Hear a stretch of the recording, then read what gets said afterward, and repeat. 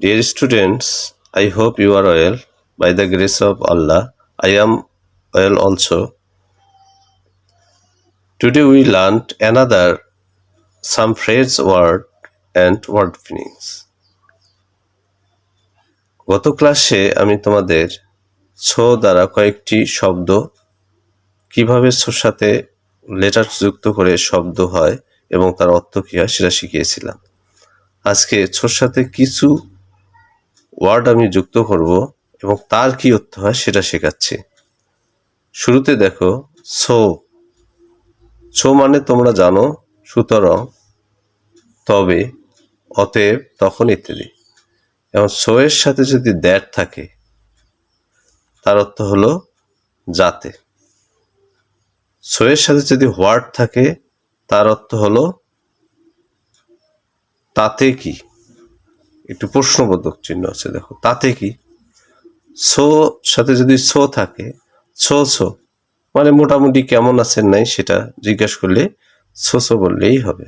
যেমন I am ছো ছো, আমি মোটামুটি আছি। ছোর সাথে যদি কিউট যুক্ত করো তাহলে খুব সুন্দর। এইটা লক্ষণীয় বিষয়, এই তিনটে জিনিস দেখো। ছোর সাথে যদি কিউট হয় খুব সুন্দর। ছোর সাথে যদি সুইট হয় তাহলে কি সুন্দর।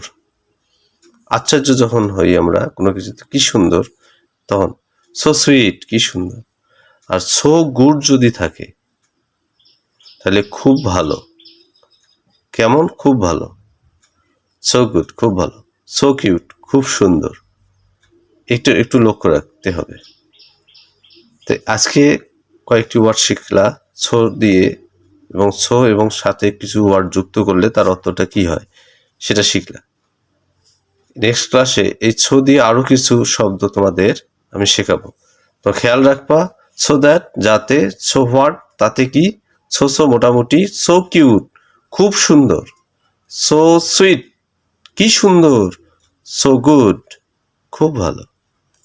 আজকে এই পর্যন্ত, পরের ক্লাসে দেখা হবে। টিল দেন, আল্লাহ হাফেজ।